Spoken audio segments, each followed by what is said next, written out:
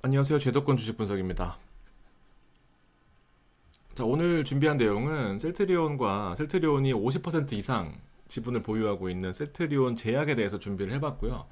그다음에 지난번에 셀트리온의 목표가를 제가 산정해드렸던 적이 있었습니다. 23년과 24년에 각각 25만 원 그리고 30만 원의 적정 가격을 예측해드렸었는데, 오늘은 셀트리온 제약의 목표가를 정하고 그 밑에서 사는 것을 목표로 여러분들 도움 받아가셨으면 좋겠습니다. 셀트리온 3인방을 준비를 해봤는데, 최근에 어쨌든 바이오가 핫하고 바이오가 사실 23년 대비해서 성장 여력이 있다라는 것은 확실한 것 같습니다. 그래서 당장 사지 않더라도 어느 일정 가격 밑으로 떨어지면 사겠다라는 것을 목표로 좀 준비를 해보셨으면 좋겠고요. 셀트리온 3인방의 총 6단계의 판매 과정, 그리고 4가지의 주력 분야로 이렇게 나타낼 수가 있습니다. 지금 눈에 확 띄는 거는, 어쨌든 국내 케미컬 쪽에서는 셀트리온 제약이 물론 R&D를 셀트리온과 같이 하긴 하지만 주력으로 전담하고 있다라고 보실 수 있을 것 같고, 최근 이제 미국 법인의 램시마 SC의 이름 그 진펜트라로 셀트리온이 곽강을 받고 있는데, 판매와 마케팅을 셀트리온 헬스케어가 담당하고 있다라고 제가 지난 방송에서 말씀을 드렸었는데, 마찬가지로 국내 바이오의 판매와 마케팅은 셀트리온 제약이 담당하고 있다라고 보시면 될 것 같습니다. 즉, 국외는 셀트리온 헬스케어, 국내는 셀트리온 제약이 담당하고 있는데, 특히나 국내 케미컬 분야에서는 셀트리온 제약이 독보적이다라고 보실 수 있을 것 같고, 예전에는 이 셀트리온이 바이오 시밀러에만 좀 집중을 했었다라고 한다면, 최근에는 이 글로벌 케미컬과 국내 케미컬, 그 다음에 바이오를 통해서 신약 개발에 집중을 하고 있다라고 보시면 될 것 같습니다.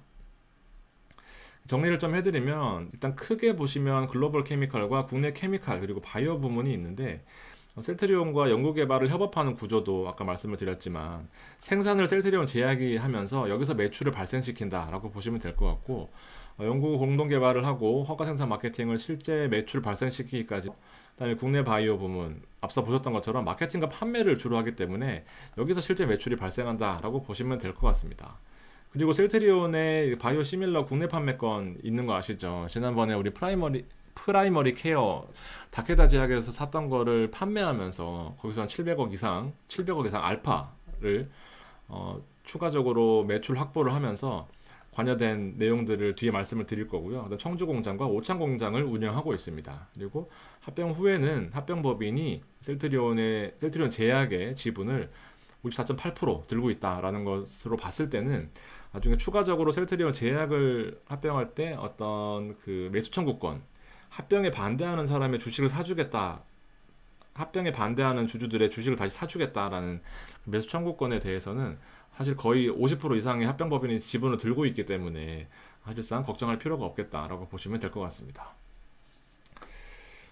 자, 셀트리온 제약의 장점을 보겠습니다. 이게 원래 이 셀트리온 같은 경우에는 위탁 생산 CMO가 주력이었어요. 근데 내용을 보시면 더 좋은데, 이게 글로벌 라이센스라는 것이 결국 KGMP, CGMP, EU GMP 적격 업체라고 제가 표시를 해놨는데, 이게 뭐냐면 이 KGMP 같은 경우에는 국내 의약품 제조 품질 관리 기준을 통과한, CGMP는 미국 FDA가 승인하는 그런 허가입니다.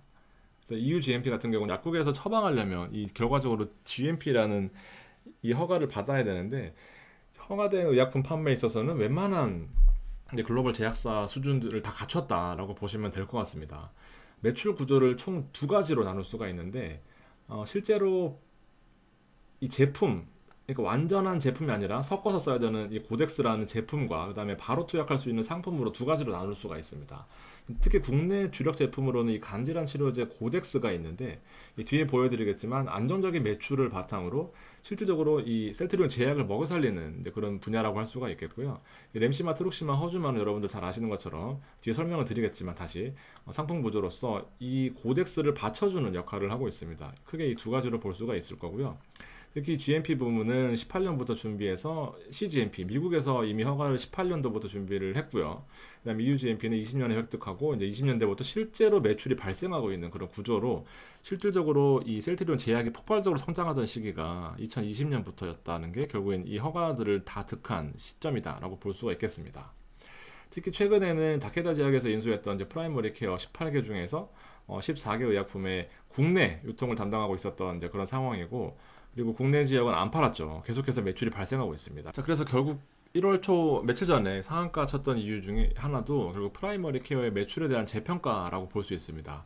그때 3년 전에 사왔던 게 1,300억이었는데 지금 판매를 했는데 절반 정도 팔았는데 이미 2천억의 매출을 올렸거든요. 그래서 이미 700억 플러스 알파에 대한 수익을 기대하면서 이렇게 잘 팔렸어 했던 이제 그런 내용이 있었습니다. 이제 고덱스 캡슐이 바로 이거고요. 매출이 거의 셀트리온 제약의 매출의 주력으로 담당하고 있다라고 보시면 될 것 같습니다.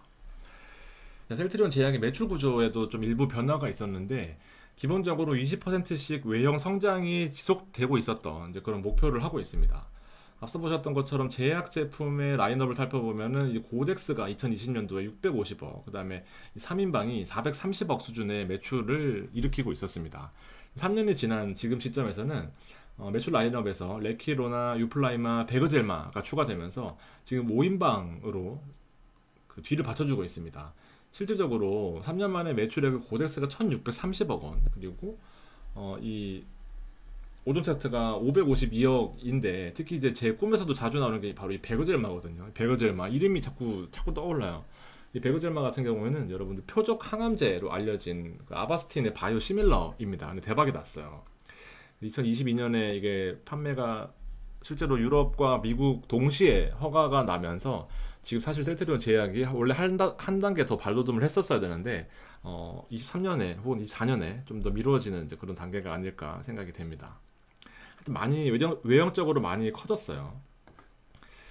자, 셀트리온과 셀트리온 제약의 비교를 한번 해보겠습니다. 이게 20년도가 아닌데 2000년도입니다. 2000년도. 셀트리온 제약이 2000년도에 설립됐고 셀트리온이 1990년인가 그렇습니다.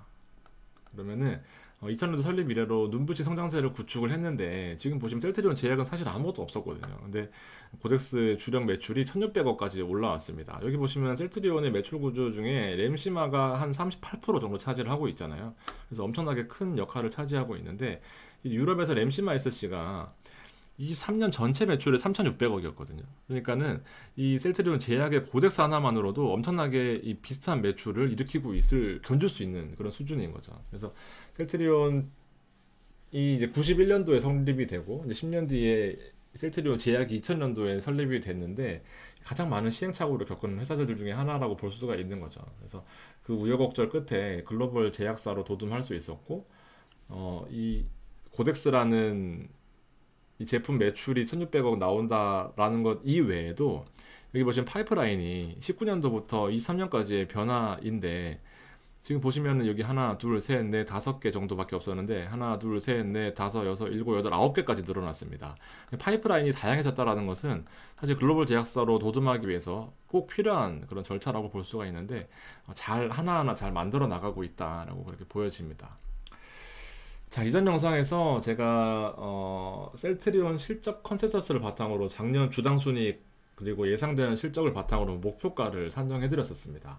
근데 그래서 그때 보면 23년도에 예상되는 실적이 19만 원이 넘어야 되고 24년에는 30만 원, 혹은 33만 원 사이에 왔다 갔다 해야 되는 그런 내용을 말씀을 드렸었는데 셀트리온 제약은 증권사 목표가가 없어요. 그리고 실적도 없고요. 이 증권사 커버리지라고 해서 원래 이거 23년도 예측 그다음에 뭐 이런 식으로 쭉 예측치가 있거든요. 근데 예측치가 아예 없어요. 무슨 말이냐면 이 사실 좀 변동이 좀 심하고 퍼도 잘 정상적인 퍼라고 좀 보기는 어렵고 이러다 보니까 아무것도 없습니다. 내용이. 그래서 좀 산정하는 데 있어서 어려움을 좀 겪었는데 추가적으로 24년도에 매출이 증가할 그 내용을 좀 보면 아까 그 베그젤마처럼 유플라이마도 이제 미국의 FDA 승인 이후에 PBM에 등재됩니다. 약국에서 판매가 되기 시작하는 게 2024년을 예측을 하고 있어요.